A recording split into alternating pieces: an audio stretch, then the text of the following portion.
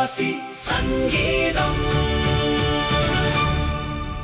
Harvest T V ഒരുക്കുന്ന പ്രവാസി സംഗീതം എന്ന പ്രോഗ്രാമിൻ്റെ ഒരു പുതിയ എപ്പിസോഡിലേക്ക് ഏവർക്കും സ്വാഗതം.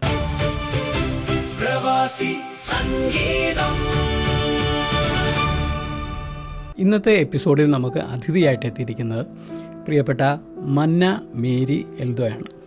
മന്ന, ഹലോ. ഹാർവസ്റ്റ് ടി വി ഒരുക്കുന്ന ഈ പ്രോഗ്രാമിലേക്ക് ഹാർദവമായി സ്വാഗതം ചെയ്യുന്നു. Thank you. മന്ന, ടെൻഷൻ വല്ലതും ഉണ്ടോ? ഇല്ല. ആ മുഖത്തെ ചിരി കാണുമ്പോൾ അറിയാമല്ലോ, ടെൻഷനൊന്നും ഇല്ല. മന്ന ഇപ്പം എന്ത് ചെയ്യുന്നു? ഞാനിപ്പോൾ തേർഡ് ഇയറിലോട്ട് കയറുന്നു. ഞാൻ VIT ചെന്നൈയിൽ BBA LLB ആണ് ചെയ്യുന്നത്. സൂക്ഷിക്കണം, ഞങ്ങളൊക്കെ LLB കാരിയായിട്ടൊക്കെ വരും അല്ലേ? നല്ല കാര്യം. അപ്പം ജനിച്ചത് കുവൈറ്റിലാണോ? ജനിച്ചതും വളർന്നതും? അല്ല, ഞാൻ ജനിച്ചത് നാട്ടിലായിരുന്നു.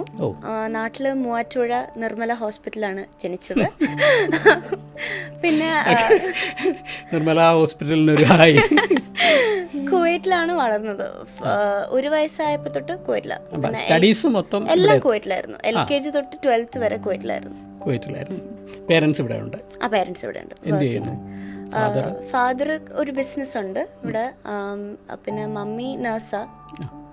സിബ്ലിങ്സ് ആരൊക്കെയാണ്? 2 സിബ്ലിങ്സ് ഉണ്ട്, 2 അനിയത്തിമാരുണ്ട്. മൂത്തയാള് എന്നെക്കാട്ടി ഇളയത് 2 പേരും. മൂത്തയാള് മഹിമ, ഏറ്റവും ഇളയത് നന്മ. മഹിമ, നന്മ. ശരിക്കും പറഞ്ഞാൽ ഇതൊരു പേരല്ല അല്ലേ, ഇതൊരു ക്യാരക്ടറാണ് അല്ലേ? മഹിമ എന്ന് പറയുന്നത് ഒരു പേരിനെ ഒരാളുടെ സ്വഭാവമാണ് അല്ലേ? നന്മ എന്ന് പറയുന്നത്, ഞാനും എൻ്റെ മുഖം നന്മ എന്ന് പേരിട്ടപ്പോൾ ആരാണ് പറഞ്ഞത്, ഇത് പേരല്ലല്ലോ, ഇതൊരു ക്യാരക്ടർ അല്ലേ? അങ്ങനെ അപ്പോൾ ജീവിതത്തിൽ ഇതൊരു മഹിമ, മഹിമ, നന്മ. അവർ മഹിമ എന്ത് ചെയ്യുന്നു? മഹിമ ഇപ്പൊ 10th-ലാണ്. 10th-ലോട്ട് കയറിയപ്പോൾ 10th-ന്റെ ബോർഡ് എക്സാംസിന്റെ ഒരു ചൂടിലിരിക്കുന്നു. നന്മ 6th-ല് ഇപ്പോൾ. ശരി. അപ്പോൾ ഈ പറഞ്ഞപ്പോഴേ സ്കൂൾ ഏതായിരുന്നു ഇവിടെ? 1ാം ക്ലാസ് തൊട്ടേ അല്ലെങ്കിൽ LKG തൊട്ട് 12th വരെ ഞാൻ യുണൈറ്റഡ് ഇന്ത്യൻ സ്കൂളിലായിരുന്നു. ഓക്കെ. ഈ സംഗീതം എവിടുന്നാണ് ഇതിൻ്റെ ഒരു പ്രചോദനം? ഈ ചിലർക്ക് പേരൻസ് ഉണ്ട്, ചിലർക്ക് ഗ്രാൻഡ് പേരൻസ് ഉണ്ട്, ചിലർക്ക് ഇതൊന്നും അല്ലാതെ വേറെ അവരുടെ സ്വന്തമായ ഒരു അധ്വാനമുണ്ട്. ഈ സംഗീതത്തിൻ്റെ ഫീൽഡിലേക്ക് മന്ന കുറച്ചുകൂടെ ഒന്ന് ശ്രദ്ധിക്കാനുള്ള കാരണം? അതെന്തായാലും അത് ശ്രദ്ധിക്കാനുള്ളൊരു കാരണം തീർച്ചയായും അപ്പയാണ്. അപ്പ ഇങ്ങനെ കൊയറിലൊക്കെ ഉള്ളതാ. നാട്ടിൽ കൊച്ചിലെ കൊയറിലൊക്കെ പൊയ്ക്കൊണ്ടിരുന്നു. അപ്പോൾ ഞങ്ങളെ കൊച്ചിലേ തൊട്ട് അപ്പ ഇങ്ങനെ പാട്ട് പാടിപ്പിച്ച് അതിൻ്റെ ഒരു ഇതിലാണ് വളർത്തിയത്. അപ്പോൾ അങ്ങനെയാണ് എന്തായാലും എനിക്ക് ഈ പാട്ടിൻ്റെ ഒരു ഇൻട്രസ്റ്റ് വന്നതും എല്ലാം. അപ്പം പള്ളിയിലെ കൊയറിലുണ്ടായിരുന്നല്ലേ? ഏതാ പള്ളി? ഇവിടുത്തെ പള്ളി saint George universal Syrian orthodox reach church, Yakobaya പള്ളി. എനിക്ക് തോന്നുന്നു അവിടുത്തെ അച്ഛനെ ഞങ്ങൾ കഴിഞ്ഞൊരു എപ്പിസോഡിൽ നമ്മുടെ സ്റ്റീഫൻ നെടുവക്കാട്ട് അച്ഛനെ എൻ്റെ റൂയിൽ അച്ഛൻ പങ്കെടുത്തിരുന്നു, നല്ലൊരു എപ്പിസോഡ്. അപ്പോൾ നിങ്ങൾ 3 പേരും ഈ കൊയറിലുണ്ടോ? മക്കൾ 3 പേരും? മഹിമ ഇടയ്ക്കിടയ്ക്ക് കയറാറുണ്ട്. ഞാൻ കൊയറിൽ ഇല്ലായിരുന്നു, പക്ഷെ ഇടയ്ക്ക് വരുമ്പോൾ കയറുമായിരുന്നു. അപ്പം ഇങ്ങനെ അസിസ്റ്റൻസ് ചോദിക്കുമ്പോൾ കയറുമായിരുന്നു. അപ്പോൾ ചുരുക്കം പറഞ്ഞാൽ അല്ല, അമ്മയും പാടും അല്ലേ? അമ്മയും പാടും. അപ്പോൾ ചുരുക്കത്തിലൊരു ഫാമിലി ബാൻഡ് എന്നൊക്കെ പറയാമല്ലേ? ഒരു കുഞ്ഞു മ്യൂസിക് ഗ്രൂപ്പ് തന്നെ വീട്ടിലുണ്ട്. വൈകിട്ടൊക്കെ ഒരുമിച്ച് പാടുമ്പോൾ ഒരു സന്തോഷം. മന്ന, അപ്പോൾ പിന്നെ നമുക്ക് ആദ്യത്തെ പാട്ടങ്ങ് കേൾക്കാം അല്ലേ? ആദ്യത്തെ പാട്ട് ഏത് പാട്ടാണ് മന്ന തിരഞ്ഞെടുത്തത്? ആദ്യം പാടാൻ പോകുന്നത് തിരുനാമ കീർത്തനമാണ്. പാടുവാനല്ലെങ്കിൽ നാവെനിക്കെന്തിനു നാഥ. സൂക്ഷിക്കണം ആ പാട്ട് പാടുന്നത്, ഒരു വലിയ കമ്മിറ്റ്മെന്റാ അല്ലേ? ഇത് ലോകം മൊത്തം കേൾക്കാൻ പോവാ. മന്ന പാടാൻ പോവാ. ദൈവമേ, ഈ നിന്റെ നാമം പാടാൻ പറ്റിയില്ലേ പിന്നെ എനിക്ക് എന്തിനായി? വളരെ അർത്ഥവത്തായിട്ടുള്ള ലിറിക്സാ, അത് കാരണമാണ് പാട്ട് സെലക്ട് ചെയ്തത്. അപ്പോൾ തീർച്ചയായിട്ടും നമുക്ക് മന്നയുടെ ആദ്യത്തെ പാട്ട് കേട്ടിട്ട് തിരിച്ചു വരാം. പ്രവാസി സംഗീതം.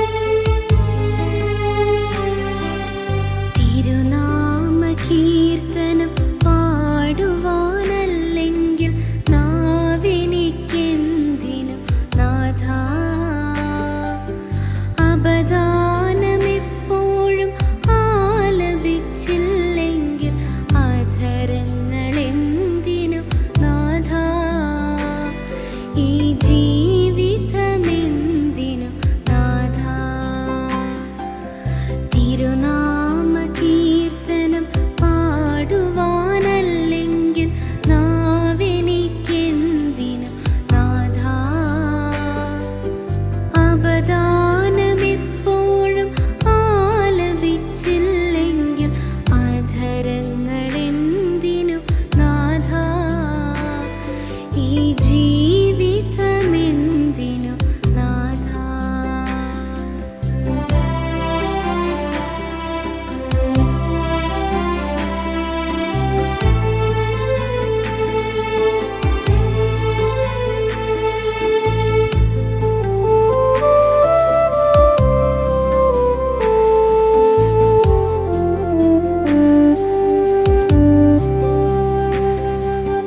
പുലരിയിൽ പൂപ്പാളം പാടിയുണർത്തുന്ന കിളികളോടൊന്നു ചേർന്നാർത്തു പാടാം.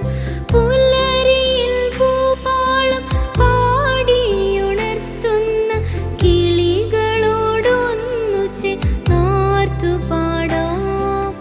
പുഴയുടെ സംഗീതം ചിറകേറ്റിയെത്തുന്ന കുളിർക്കാറ്റിലലിഞ്ഞു ഞാൻ പാടാം. പുഴയുടെ സംഗീതം ചിറകേറ്റിയെത്തുന്ന കുളിർക്കാറ്റിലലിഞ്ഞു ഞാൻ പാടാം. തിരുനാമ കീർത്തനം പാടുവാനല്ലെങ്കിൽ നാവെനിക്കെന്തിനു നാഥ, അവദാനമെപ്പോഴും ആലപിച്ചില്ലെങ്കിൽ അധരങ്ങളെന്തിനു നാഥ, ഈ ജീവിതമെന്തിനു നാഥ.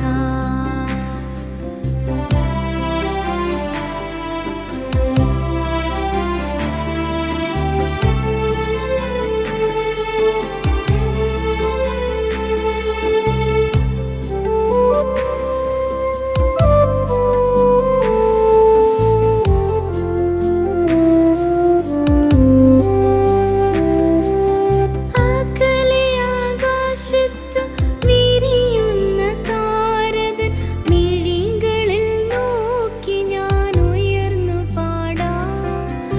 അകലെ ആകാശത്തു വിരിയുന്ന താരതൻ മിഴികളിൽ നോക്കി ഞാൻ ഉയർന്നു പാടാം. വാനമേഘങ്ങളിൽ ഒടുവിൽ നീ എത്തുമ്പോൾ മാലാഖമാരൊത്തു പാടാം. വാനമേഘങ്ങളിൽ ഒടുവിൽ നീ എത്തുമ്പോൾ മാലാഖമാരൊത്തു പാടാം. തിരുനാമ കീർത്തനം പാടുവാനല്ലെങ്കിൽ നാവെനിക്കെന്തിനു നാഥ, അവദാനമെപ്പോഴും ആലപിച്ചില്ലെങ്കിൽ അധരങ്ങളെന്തിനു നാഥ, ഈ ജീവിതമെന്തിനു നാഥ. തിരുനാമ കീർത്തനം പാടുവാനല്ലെങ്കിൽ നാവെനിക്കെന്തിനു നാഥ, അവദാനമെപ്പോഴും ആലപിച്ചില്ലെങ്കിൽ അധരങ്ങളെന്തിനു നാഥ, ഈ ജീവിതമെന്തിനു നാഥ. പ്രവാസി സംഗീതം. പിന്നെ എന്തോ സത്യമായിട്ടും വളരെ നന്നായിട്ട് പാടി. Thank you. ഇപ്പം നമ്മൾ മുമ്പ് ആദ്യം പറഞ്ഞാലേ അതൊരു വലിയൊരു ഡെഡിക്കേഷനാണ് അല്ലേ. ഈ ഒരു പാട്ട് ചിലപ്പോൾ നമ്മൾ ഈ മനസ്സ് തുറന്ന് പാടുന്ന പാട്ടും ചുമ്മാ അത് കാഷ്വലായിട്ട് പാടുന്ന പാട്ടും, പക്ഷേ ഈ പാട്ട് ഉൾക്കൊണ്ട് പാടുമ്പോൾ അതൊരു വലിയ ഡെഡിക്കേഷൻ. ആരാണ് ഇതിൻ്റെ പിന്നിലുള്ളത്, എഴുതിയത് ആരാണ്, സംഗീതം ആരാണെന്നൊക്കെ അറിയാമോ? ഈ പാട്ട് എഴുതിയത് ഫാദർ മൈക്കിൾ പനച്ചിക്കലാണ്. പിന്നെ പാടിയത് ഏറ്റവും ഫേമസ് ആയിട്ടുള്ളൊരു വേർഷൻ എന്ന് പറയുന്നത് രാധിക തിലക് പാടിയത് ആണ്. ഓക്കെ. രാധിക തിലക് മാത്രമല്ല, നമ്മുടെ കുട്ടിയച്ഛനും ഇതിൻ്റെ മെയിൽ വോയിസ് വെർഷൻ പാടിയിരിക്കുന്നത് കുട്ടിയച്ഛനാണ്. പക്ഷേ രാധിക തിലക് എന്ന് പറയുമ്പോൾ മനസ്സിലൊരു ഒരു നൊമ്പരമാണ്. കാരണം സാധാരണ നമ്മൾ മലയാളത്തിൽ ഉപയോഗിക്കുന്നതിന് അകാലത്തിൽ പൊലിഞ്ഞു പോയ ഒരു താരം എന്നൊക്കെ ഒരു ഒരു നമുക്ക് വളരെ സന്തോഷമുള്ളായിരുന്നു രാധികത്തിലേക്കിനെ കാണുന്നതും രാധികൻ്റെ പാട്ടും. കുവൈറ്റിലൊക്കെ വന്നിട്ടുണ്ട്, പക്ഷേ എന്തോ അധികകാലം ഉണ്ടായില്ല ഈ ഫീൽഡിൽ. അങ്ങനെ നമ്മളിന്ന് വേർപെട്ടു പോയി. രാധിക തിലകിൻ്റെ നല്ല ഓർമ്മകൾ നമുക്കിപ്പോഴും ഉണ്ട്. കുട്ടിയച്ഛൻ മാഷിനെ പറ്റി ഓർക്കുമ്പോഴും അത് നല്ല വയലിനിസ്റ്റാണ്. അദ്ദേഹം ഒത്തിരി പാട്ടുകൾ ചെയ്തിട്ടുണ്ട്. ഇത് മാത്രമല്ല, ഒത്തിരി പാട്ടുകൾ ചെയ്തിട്ടുണ്ട്. കുട്ടിയച്ഛൻ മാഷും ഇവിടെ വന്നിട്ടുണ്ട് കുവൈറ്റിൽ. അന്നും നമ്മളിങ്ങനെ ഒരുമിച്ച് നിന്ന് കുറേ പ്രോഗ്രാമിന് പങ്കെടുക്കുകയും കുറേ നേരം സന്തോഷിക്കുകയും ചെയ്തിട്ടുണ്ട്. എന്തായാലും നല്ലതാകും നമ്മളൊരു പാട്ട് പാടുമ്പോൾ അതിൻ്റെ പിന്നിൽ പ്രവർത്തിച്ചവരെ ഓർക്കുന്നതും അക്നോളജ് ചെയ്യുന്നതും ഒക്കെ നല്ലതാണ്. മന്നയുടെ നാട്ടിലെ വീട് എവിടെയാണെന്ന് പറഞ്ഞായിരുന്നു. ഗ്രാൻഡ് പേരൻസ് ഉണ്ടോ രണ്ട് വീട്ടിലും? എൻ്റെ പപ്പയുടെ വീട്ടിൽ അമ്മച്ചിയുണ്ട്, പിന്നെ മമ്മിയുടെ അവിടെ ആണെങ്കിൽ രണ്ടുപേരുണ്ട് ഗ്രാൻഡ് പേരൻസ്. അപ്പച്ചനും അമ്മച്ചിയും. അവരുടെ ഒരു ഇൻഫ്ലുവൻസ് ഉണ്ടോ ഈ കുഞ്ഞുങ്ങളുടെ അവരെ ഞങ്ങൾ കഴിഞ്ഞ എപ്പിസോഡിൽ ഇങ്ങനെ പറഞ്ഞു, ചിലയിടത്ത് ഈ ഗ്രാൻഡ് പേരൻസ് ആണ്, ഈ പേരൻസ് ജോലിയിലും തിരക്കുമൊക്കെ ആകുമ്പോഴും ഗ്രാൻഡ് പേരൻസ് ആണ് ഇവരെ കുറച്ചും കൂടെ മുന്നോട്ട് കൊണ്ടുവരാൻ. അങ്ങനെ ഒരു അനുഭവം ഉണ്ടോ? ഉണ്ട്. ഞാൻ ഇടയ്ക്കിടയ്ക്ക് വെക്കേഷന് മാത്രമേ പോകാറുള്ളൂ ഗ്രാൻഡ് പാരൻസിൻ്റെ അടുത്ത്. അപ്പോൾ ഇപ്പോൾ കോളേജിലാവുമ്പോൾ അവിടെ ഇടയ്ക്കിടയ്ക്ക് വെക്കേഷൻ വരുമ്പോൾ ഞാൻ നാട്ടിലോട്ടാണ് പോകാറ്, ഇങ്ങോട്ട് വരുന്നതിലും. ചെന്നൈയിൽ നിന്ന് നാട്ടിലേക്ക് കോതമംഗലം പറഞ്ഞായിരുന്നു? അല്ല, കോലഞ്ചേരിയാണ്. കോലഞ്ചേരിയാണ്. മമ്മിയുടെ വീട് കീഴിലും ആ പ്രദേശം. ഓക്കെ, തീർച്ചയായിട്ടും. അപ്പം പിന്നെ ഒരു കാര്യം കൂടി ചോദിക്കട്ടെ, സ്കൂളിലെ പ്രോഗ്രാമുകൾക്കൊക്കെ പാടാറുണ്ടായിരുന്നു?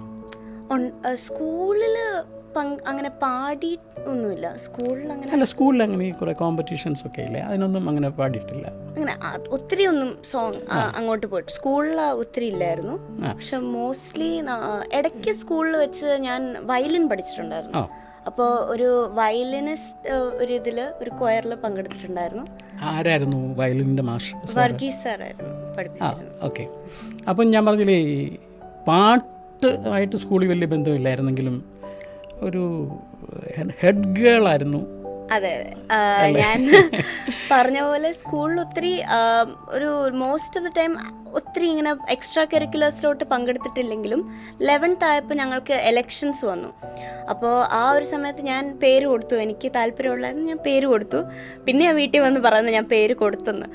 അപ്പോൾ ആ ഒരു ഇൻട്രസ്റ്റിൽ ഞാൻ അങ്ങ് ചെയ്തു. പിന്നെ എല്ലാവരോടും പറഞ്ഞു, ശരിക്കുള്ള എലക്ഷൻസ് പോലെ വോട്ട് പിടിക്കാൻ പോയി.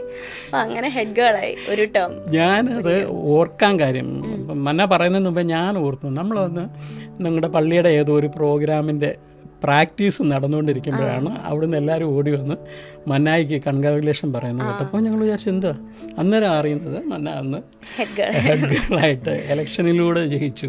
വലിയ കാര്യം കേട്ടോ, ബാലറ്റ് പേപ്പറിലൂടെ ഫ്ലക്സ് ഒക്കെ വെക്കുന്നത്.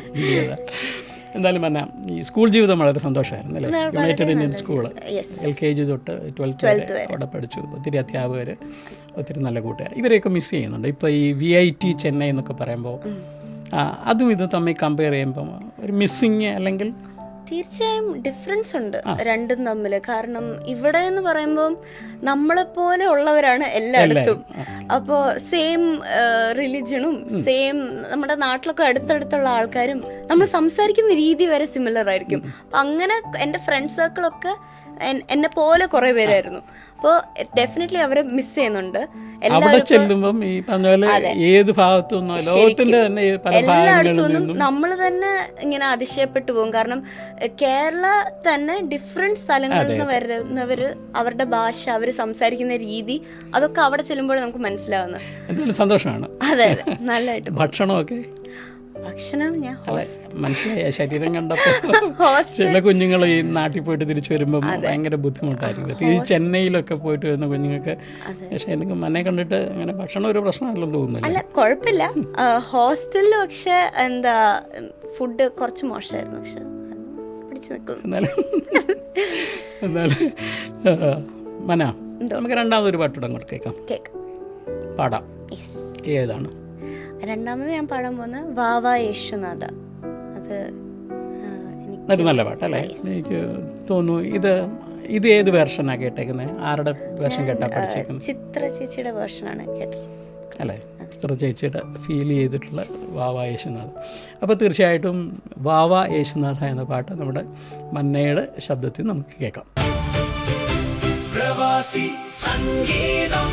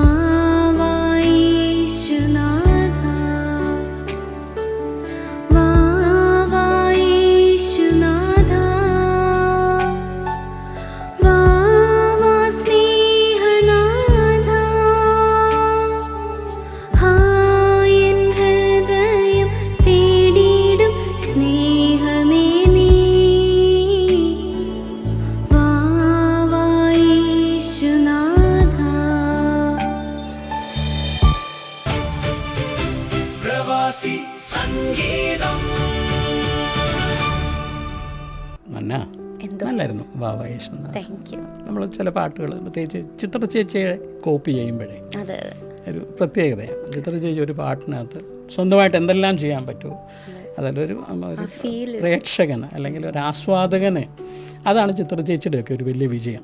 അതായത് ഇത് കേൾക്കുന്ന ആളിന് ഇത് എത്രയും ഭംഗിയായിട്ട് തോന്നണം, അതിനൊരു 100% ഇൻപുട്ട് കൊടുക്കുന്നവർ നല്ല ചിത്ര ചേച്ചിയെ പോലുള്ള നല്ല പേരെ ആൾക്കാരെ മാതൃകയാക്കുന്നത് നല്ലതാണ്. ഈ മന്നായിക്ക് മ്യൂസിക് അല്ലാതെ എക്സ്ട്രാ കരിക്കുലർ എന്താണ്? മ്യൂസിക് അല്ലാതെ ഞാൻ പബ്ലിക് സ്പീക്കിംഗ് ചെയ്യും. പബ്ലിക് സ്പീക്കിംഗ് എനിക്ക് ഭയങ്കര ഇഷ്ടമാണ്. അല്ലാതെ ഇപ്പം ഞങ്ങൾക്ക് കണ്ടപ്പോൾ തോന്നി, കാരണം ചിലപ്പോൾ ഞങ്ങൾക്ക് ഈ ഗസ്റ്റിനെ കിട്ടുമ്പോഴേ വലിയ പാടാണ് അവരെ കൊണ്ടൊന്ന് സംസാരിപ്പിക്കാൻ. അപ്പോൾ ഇത് തുടങ്ങിയപ്പോഴേ ഞങ്ങൾക്ക് ആ ഒരു ഇമ്പ്രഷൻ ഉണ്ടായി, നമുക്ക് എനിക്ക് അങ്ങനെ ഒരു ബുദ്ധിമുട്ടുണ്ടാകത്തില്ലെന്ന് എനിക്ക് ആദ്യമേ തോന്നി. അത് നല്ലതാണ്. ഒരു ഇൻ്ററാക്ഷൻ സെക്ഷനൊക്കെ ചെയ്യുന്നുണ്ട് കുഞ്ഞുങ്ങളുമായിട്ടൊക്കെ അല്ലേ? ഇപ്പോൾ ആണെങ്കിലും ഞങ്ങളുടെ പള്ളിയിൽ ഇപ്പോൾ VBS കഴിഞ്ഞതേ ഉള്ളൂ. അപ്പോൾ VBSൽ ഞാൻ ടീച്ചറായിരുന്നു, അസിസ്റ്റൻറ്റ് ടീച്ചറായിരുന്നു. അപ്പോൾ പിള്ളേരായിട്ട് ഇൻട്രാക്ട് ചെയ്യാനും പിന്നെ പബ്ലിക്കലി ഒരു വേദിയിൽ സംസാരിക്കാനും ഉള്ള ഭയങ്കര ഇഷ്ടമാണ്. അപ്പോൾ അത് ഞാൻ ഒത്തിരി ചെയ്യും. കോളേജിൽ പോയപ്പോഴും MC ചെയ്യുന്ന ഇവൻസിനൊക്കെ MCന് കുറേ ചേർന്നിട്ടുണ്ട്, അങ്ങനെ ചെയ്യും. പിന്നെ വരയ്ക്കും, ഡ്രോ ചെയ്യും. ഇപ്പം അങ്ങനെ ചെയ്യാൻ സമയമില്ലെങ്കിലും ഒരു ക്രിയേറ്റീവ് സൈഡ് ഉണ്ട് എനിക്ക്. ഉണ്ട്, നല്ല കാര്യം. കീപ്പപ്പ് ചെയ്യണം കേട്ടോ, നന്നായിട്ട് കൊണ്ടുപോകും. ഇതെല്ലാം കൂടെ ബാലൻസ് ചെയ്ത് കൊണ്ടുപോകുമ്പോഴാണ് ഒരു നല്ല ജീവിതം എന്ന് പറയുന്നത്. ഈ മന്നായിക്ക് ഈ മ്യൂസിക്കിൻ്റെ ഫീൽഡിൽ ഏറ്റവും ഇഷ്ടപ്പെട്ട ആളാരാണ്? എനിക്ക് ക്രിസ്ത്യൻ ഡിവോഷണൽ ഫീൽഡ് എന്ന് പറയുമ്പോൾ എനിക്ക് കെസ്റ്ററാണ് ഏറ്റവും ഇഷ്ടപ്പെട്ട സിംഗർ, പാട്ടുകാരൻ. അതെ, ആത്മാവാം ദൈവമേ വരണേ എന്നുള്ള പാട്ട് ഭയങ്കര ഇഷ്ടമാണ്, ഞാൻ എപ്പോഴും കോളേജിൽ വെച്ച് കേൾക്കുന്ന. പിന്നെ ലിറിസിസ്റ്റ് ആണെങ്കിൽ സാധു കൊച്ചുകുഞ്ഞ് ഉപദേശി ഭയങ്കരമായിട്ട് ഇഷ്ടമുള്ള സോങ്സാണ്. അത് എനിക്ക് ഇൻഫ്ലുവൻസ് ചെയ്തേക്കുന്നതും എൻ്റെ ഗ്രാൻഡ് ഫാദർ മർത്തോമയാണ്. അപ്പോൾ അപ്പച്ച ഇങ്ങനെ പറയും സാധു കൊച്ചുകുഞ്ഞ് ഉപദേശിയുടെ പാട്ടുകളൊക്കെ. അത് നമുക്ക് പറഞ്ഞാൽ അതിനൊരു പ്രത്യേകത ഈ അപ്പച്ചന്മാരൊക്കെ കണ്ടത് ജീവിതത്തിൻ്റെ അനുഭവങ്ങളിൽ നിന്ന് എഴുതുന്ന പാട്ടും അല്ലെങ്കിൽ ഒരാളൊരു പാട്ട് എഴുതാൻ വേണ്ടിയിരിക്കുന്നതും തമ്മിൽ വ്യത്യാസം അല്ലേ? അങ്ങനെയൊക്കെയല്ലേ ഈ മകൻ മരിച്ചു കിടക്കുമ്പോഴൊക്കെ ദുഃഖത്തിൻ്റെ മാനപാത്രം കർത്താവിൻ്റെ കയ്യിൽ തന്നാൽ സ്തോത്രം പാടുമെന്നൊക്കെ പറയാൻ പറ്റുന്നത് ജീവിതത്തിൻ്റെ അനുഭവങ്ങളും അങ്ങനെ കാമ്പുള്ള പാട്ടുകളാണ് ഇപ്പോഴും മനസ്സിൽ നിലനിൽക്കുന്നത്. മനസ്സിൽ എന്തെങ്കിലും ഒരു പ്രോജക്റ്റ് ഉണ്ടോ? ഈ സംഗീതത്തിൽ എനിക്ക് കുറച്ചുകൂടെ ഒന്ന് വളരണം, കുറച്ചുകൂടെ പഠിക്കണമെന്നുണ്ട്, അല്ലെങ്കിൽ ഒരു ആൽബം ചെയ്യണമെന്ന് അങ്ങനെ മനസ്സിലുള്ള ആഗ്രഹമുണ്ടോ? പറഞ്ഞ പോലെ അപ്പം ഇങ്ങനെ കുറേ ഇൻട്രസ്റ്റ് എടുത്ത് ഞങ്ങളെ മ്യൂസിക്കിൻ്റെ ഇതിലൂടെ കൊണ്ടുപോകും. അപ്പോൾ ഞങ്ങൾ കുറേ സോങ്സ് ഓൾറെഡി ചെയ്തിട്ടുണ്ട്, യൂട്യൂബിൽ അപ്ലോഡും ചെയ്തിട്ടുണ്ട്. ഞാൻ ഓർക്കുന്നുണ്ട് നമ്മുടെ ഞാൻ ഉറങ്ങാൻ നിങ്ങൾ മൂന്നുപേരും കാൻഡിൽ ലൈറ്റിൽ ഞങ്ങൾ 3 സിസ്റ്റേഴ്സും ചെയ്ത പാട്ടായിരുന്നു. അതിന് അത് ഗോഡ് ലവ്സ് യുലാണ് ഇട്ടതും. അതിന് ഓവർ 1 മില്യൺ വ്യൂസ് ഉണ്ട് ആ പാട്ടിന്. അപ്പോൾ ഭയങ്കര ഹിറ്റായ സോങ്ങാണ്. അപ്പോൾ അത് ഞങ്ങൾ കൊച്ചിലേ ചെയ്തതാണ്. പിന്നെ വേറെ പാട്ട് ഇട്ടിട്ടുണ്ട്, നീ എൻ്റെ രക്ഷകൻ എന്ന് പറഞ്ഞ സോങ് യൂട്യൂബിൽ അപ്ലോഡ് ചെയ്തിട്ട്. അപ്പം അങ്ങനെ കുറേ സോങ്സ് ഞങ്ങൾ യൂട്യൂബിൽ അപ്ലോഡ് ചെയ്തിട്ടുണ്ട് ഓൾറെഡി. പിന്നെ ഫ്യൂച്ചറിൽ എങ്ങനെയാണെന്ന് വെച്ചാൽ എനിക്ക് കോളേജിൽ ഇനിയും ഇങ്ങനെ ഇവൻറ്റ്സ് വരുമ്പോൾ പാട്ട് പാടണമെന്ന് താല്പര്യമുണ്ട്. അപ്പോൾ അങ്ങനെ തീർച്ചയായിട്ടും എനിക്ക് തോന്നുന്നു ഫാദർ പാട്ട് എഴുതുകയും ചെയ്യുന്ന ആളാണ്. അതെ, ഞങ്ങളുടെ യാക്കോബായ VBS ഇപ്പം നടന്നേ ഉള്ളൂ. ഓക്കെ, അതിൻ്റെ തീം സോങ് അപ്പ എഴുതിയിരുന്നു. നല്ല കാര്യം, കുഞ്ഞുങ്ങൾ ഒരുമിച്ച് പാടുന്ന കേൾക്കുക. അതെ, അപ്പം നല്ലതാണ്. അപ്പനും അമ്മയും കൂടെ ചേർന്ന് നിങ്ങളെ ഇത്രയും 3 പെൺമക്കളെ അതെ പ്രത്യേകിച്ച് മ്യൂസിക്കുമായിട്ട് ചേർത്ത് നിർത്തുന്നത് ജീവിതത്തിലൊരു വലിയ സന്തോഷമാണ് മന്ന. അങ്ങനെ ഈ സത്യം പറഞ്ഞാൽ ഇതുപോലെ ഇപ്പം വെക്കേഷന് വന്നതാണ് അല്ലേ? അല്ലേ, പ്രവാസി ആ സ്റ്റാറ്റസ് കളഞ്ഞിട്ടില്ല. ഇല്ല അടുത്ത ദിവസങ്ങളിലേക്ക് തിരിച്ചു പോകാം. അപ്പോൾ തീർച്ചയായിട്ടും മന്ന ഒരു ചെറിയ സമയം ഈ ഹാർവസ്റ്റ് TVക്ക് വേണ്ടി ചിലവഴിച്ചതിൽ ഞങ്ങൾക്ക് വളരെ സന്തോഷമുണ്ട്. മന്നയെപ്പോലെ അപ്പോൾ ഇങ്ങനെ ഇത് കേൾക്കുമ്പോഴായിരിക്കും മന്നയുടെ കൂട്ടുകാർക്കും കോളേജിലുള്ളവർക്കും ഈ കൊച്ചു പാടുന്നതാണല്ലോ അങ്ങനെ ഒരാളെയാണ് ഈ അങ്ങനെ ഒരാളുടെ ചാലൻ്റാണ് നമുക്ക് ജനത്തിൻ്റെ മുമ്പിൽ അല്ലെ പ്രേക്ഷകരുടെ മുമ്പിൽ ഉയർത്തിക്കാട്ടാനുള്ള ഒരു ശ്രമമാണ്. അപ്പോൾ തീർച്ചയായിട്ടും ഇതിൻ്റെ പിന്നിൽ മന്ന വന്നതിലുള്ള നന്ദി അറിയിക്കുകയും മന്നയുടെ മനസ്സിലുള്ള ആഗ്രഹങ്ങൾ അതിപ്പം അക്കാഡമിക് സൈഡിലാണെങ്കിലും മ്യൂസിക് സൈഡിലാണെങ്കിലും ഒരു വലിയ പ്രതീക്ഷ ഉണ്ടാകട്ടെ. മന്നയുടെ ഈ ടോക്കിങ്ങും മന്നയുടെ ചിരിയും മറ്റുള്ള അനേകർക്കൊരു സന്തോഷമായി തീരട്ടെ എന്ന് ഞങ്ങൾ ആശംസിക്കുകയും പ്രാർത്ഥിക്കുകയും ചെയ്യുന്നു. ഒപ്പം ഈ ഹാർവസ്റ്റ് ടി വിക്ക് വേണ്ടി ഒരല്പസമയം ചെലവഴിച്ചതിൽ ഹാർവസ്റ്റ് ടി വിയുടെ പേരും അതിൻ്റെ പിന്നണിയിലുള്ള എല്ലാവരുടെയും പേരിലുള്ള നന്ദി ഞങ്ങൾ അറിയിക്കുന്നു. ദൈവാനുഗ്രഹിക്കും. Thank you. Harvest T V ഒരുക്കിയ പ്രവാസി സംഗീതം എന്നുള്ളൊരു ഷോയിൽ എന്നെ ഇൻവൈറ്റ് ചെയ്തതിന്, ഈ ഓപ്പർച്യൂണിറ്റി തന്നതിലും ഞാൻ എൻ്റെ നന്ദി രേഖപ്പെടുത്തുന്നു. പിന്നെ ഇതിൻ്റെ പിന്നിൽ പ്രവർത്തിച്ച എല്ലാവർക്കും ഞാൻ എൻ്റെ താങ്ക്സ്. മന്ന അതിഥിയായിട്ടെത്തിയ ഈ എപ്പിസോഡ് ഏവർക്കും ഇഷ്ടപ്പെട്ടു എന്ന് ഞങ്ങൾ കരുതുന്നു. അപ്പോൾ തീർച്ചയായിട്ടും ഇവിടെ ജനിച്ച് വളർന്ന് പഠിച്ചിട്ട് നാട്ടിലേക്ക് ഹയർ സ്റ്റഡീസിന് പോയിട്ട് തിരിച്ച് ചെറിയ വെക്കേഷന് വരുന്ന കുഞ്ഞുങ്ങളുണ്ടെങ്കിലും തീർച്ചയായിട്ടും നിങ്ങൾക്കും ഈ പ്രോഗ്രാമിൽ അതിഥിയായിട്ട് പങ്കെടുക്കാം. ഈ പ്രോഗ്രാമിൻ്റെ അതിഥിയായിട്ട് പങ്കെടുക്കാൻ നിങ്ങൾ ആഗ്രഹിക്കുന്നുവെങ്കിൽ താഴെ കാണിച്ചിരിക്കുന്ന നമ്പറിൽ ഞങ്ങളെ കോൺടാക്റ്റ് ചെയ്യണം. തീർച്ചയായിട്ടും നിങ്ങൾക്ക് അതിനുള്ള അവസരം ഉണ്ടാവും.